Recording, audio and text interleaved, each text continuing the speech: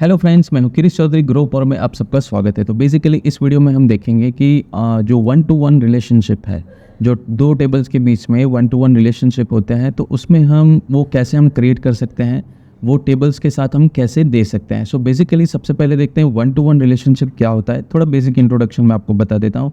ठीक है, इसके लिए मुझे कोई टेबल ड्रॉ करने की ज़रूरत नहीं है। वन टू वन रिलेशनशिप आप कर सकते हो और यहाँ पे जस्ट आप इमेजेस में जाइए तो कई सारे एग्जांपल मिलेंगे। उसके लिए हमें कुछ भी और जानने की ज़रूरत नहीं है। तो सपोज़ यहाँ पे देखिए स्टूडेंट टेबल है और कॉन्टैक्ट इन्फो है।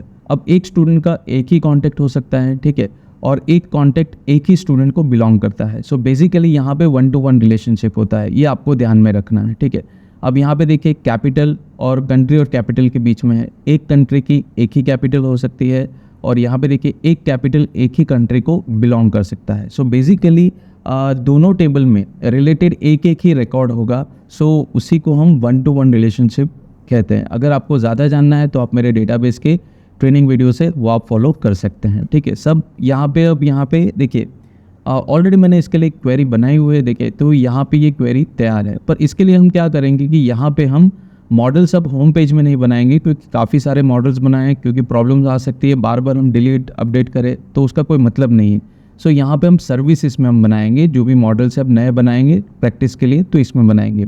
ठीक है, तो यहाँ पे हम कोई प्रोजेक्ट नहीं बना रहे, सिर्फ टेस्टिंग कर रहे हैं अलग अलग मॉडल्स का, क्वेरीज का, सिचुएशंस का। तो उस हिसाब से हम यहाँ पे बना रहे हैं। इससे कोई फ़र्क नहीं पड़ता, आप सेम में भी बनाओ तो वहाँ पे सेम नाम के अगर मॉडल बने होंगे तो प्रॉब्लम्स होगा। ठीक है, सो यहाँ पे सबसे पहले देखिए कि मैंने यहाँ पे एम्प्लॉयज़ का एक मॉडल बनाया है, एम्प्लॉय का।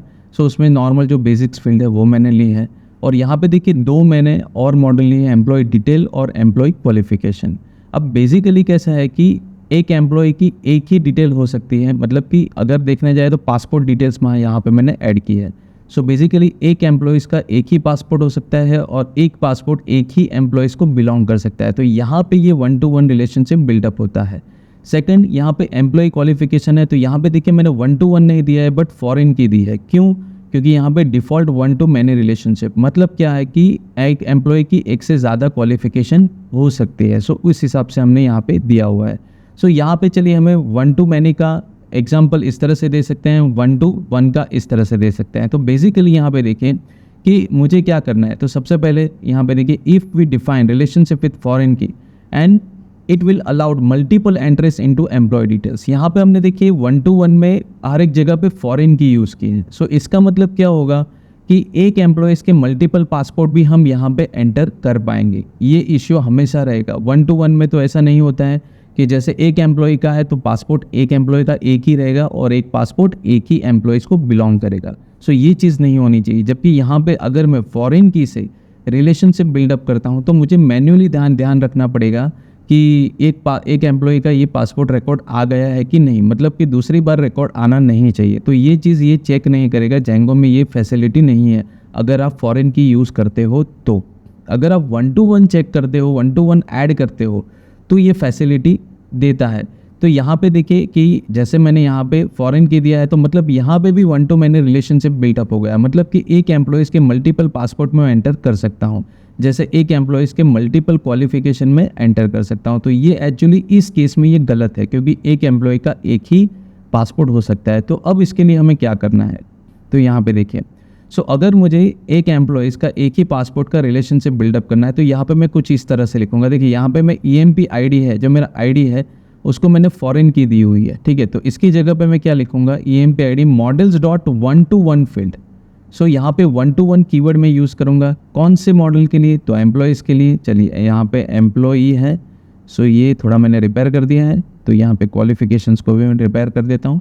देखिए सो यहाँ पे एम्प्लॉई है, ऑन डिलीट, ये कैस्केड आपको पता है, प्राइमरी की आपको पता है तो उसका कोई इशू नहीं है, और पासपोर्ट में तो जैसे आप डालते हैं वैसे। So basically one two one relationship डालना है तो आपको इस तरह से कीवर्ड यूज़ करना पड़ेगा। इसका फ़ायदा क्या होगा कि जेंको आपको एक रिकॉर्ड का एक ही रिकॉर्ड एंटर करने देगा। अगर आपके पास एम्प्लॉय में एक रिकॉर्ड है, उस एम्प्लॉय का एक ही रिकॉर्ड एम्प्लॉय डिटेल्स में एंटर करने देगा। दूसरा एंटर करने जाओगे तो वो नहीं एंटर करने देगा। क्यों? क्योंकि यहाँ पे आपने one to one relationship buildup किया है। जबकि आपने अगर कॉमन फॉरेन की यूज़ किया होगा तो वो वन टू मैनी भी आपको एंटर करने देगा। ठीक है, सो यहाँ पे देखिए ये जो मॉडल में हमने यूज़ किया है वन टू वन रिलेशनशिप। सो इसको हमें सिर्फ बिल्डअप करना है। तो बेसिकली मॉडल कैसे बिल्डअप करना है ये मुझे आपको बताने की ज़रूरत नहीं है। तो यहाँ पे जस्ट मैं इसको कॉपी कर रहा हूँ। देखिए यहाँ पे एक जो मॉडल है वो 1-to-1 रिलेशनशिप है, क्वालिफिकेशन एक से ज़्यादा हो सकती है, इसलिए यहाँ पे मैंने फॉरेन के लिया है। मतलब कि एक से ज़्यादा क्वालिफिकेशन आप एम्प्लॉयज़ के लिए एंटर कर सकते हैं, ठीक है। सो चलिए इस सारे मॉडल्स को हम कॉपी करते हैं। देखिए इस मॉडल्स में अभी फील्ड जैसा ऐसा कुछ है नहीं है कि मैं आपको समझाना पड़े, जैसे ऑल सारी फील्ड है वो आपको पता है ऑलरेडी, ठीक है। आपको सिर्फ ये ध्यान रखना है, अगर आप कैरेक्टर फील्ड लेते हो तो वहाँ पे आपको मैक्सिमम लेन देना कंपलसरी है, ये आपको सिर्फ ध्यान रखना है। देखिए यहाँ पे एम्प्लॉयज़ हैं तो ये मैं मिटा देता हूँ। सो ठीक है, यहाँ पे मैंने कुछ रिपेयर किया है, सो एम्प्लॉयज़ मॉडल की जगह एम्प्लॉय है। तो अब इसको सिर्फ माइग्रेट करना है। अब जैसे माइग्रेशन में आपने ध्यान रखे कि यहाँ पे अब ये सर्विस में है, तो मैंने जैसे कहा था कि अगर आप ऐप बेस्ड माइग्रेशन करते हो तो और बेहतर रहता है। सो यहाँ पे सबसे पहले मैं माइग्रेशन करता हूँ, that is Python manage.py make migration. अब यहाँ पे देखिए सर्विस के लिए हमने कोई माइग्रेशन नहीं किया है, पर पहले पास्ट में हमने कई बार सिर्फ मेक माइग्रेशन कॉल किए हैं जो ओवरऑल सभी ऐप के लिए रन हो रहे हैं, ठीक है। सो बेसिकली यहाँ पे मैं एक बार प्रॉब्लम नहीं है पर फिर भी मैं रिसेट कर देता हूँ ताकि कोई इश्यू फ्यूचर में ना आए। तो आप यहाँ पे इस तरह से भी लिख सकते हैं एम्प्टी और जो आपका ऐप का नाम है सर्विस, ठीक है। या फिर आपको पीछे लिखना है, देखिए यहाँ पे एम्प्टी भी लिख सकते हैं और सर्विस के बाद पहले ऐप का नाम और उसके बाद एम्प्टी लिखना है तो भी आप लिख सकते हैं, ठीक है। सो दोनों वे हैं, आप कर सकते हैं। सो यहाँ पे बेसिकली मैं माइग्रेशन को रिसेट कर रहा हूँ। अभी यहाँ पे माइग्रेशन देखिए तो कुछ नहीं होगा। सो यहाँ पे जस्ट मैं रिसेट कर रहा हूँ सर्विस के लिए, ठीक है। सो यहाँ पे चलिए रिसेट करते हैं। सो ये देखिए unknown common migration, okay migrations हैं। सो स्पेलिंग मिस्टेक्स मेरी होती रहती है, चलिए कोई बात नहीं। सो ये देखिए यहाँ पे no installation app with label service, तो अभी यहाँ पे तो इंस्टॉलेशन लेबल सर्विस की कोई ऐप है ही नहीं, ऐसा ये बता रहा है। तो यहाँ पे सबसे पहले हमें सेटिंग में जाके देखना पड़ेगा कि सर्विस नाम की ऐप इंस्टॉल्ड है या नहीं, ठीक है। सो यहाँ पे देखिए सर्विसेस है, तो यहाँ पे हमारे ऐप का जो नाम है दैट इज़ सर्विसेज, वो भी ठीक है। सो बेसिकली यहाँ पे अभी तो कोई फ़िलहाल प्रॉब्लम नहीं है। CRVI okay. सो चलिए एक बार फिर से ट्राई करते हैं मेक माइग्रेशन, नॉर्मल हम ट्राई करते हैं, ठीक है।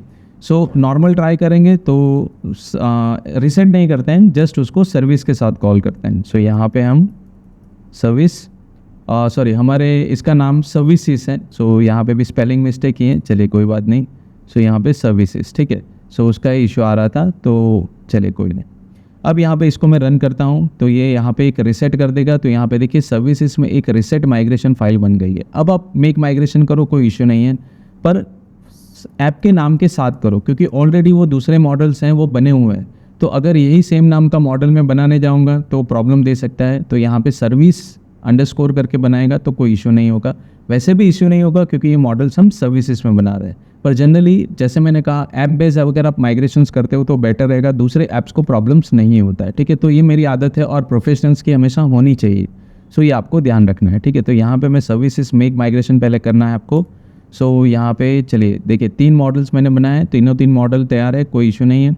चलिए अब यहाँ पे मैं माइग्रेट करता हूँ, ठीक है। अब यहाँ पे देखिए जो भी चेंजेस हैं यहाँ पे अप्लाई हो जाएगा। अब देखिए Django content type already exist, तो ये क्यों हो रहा है तो इसको हम देखते हैं।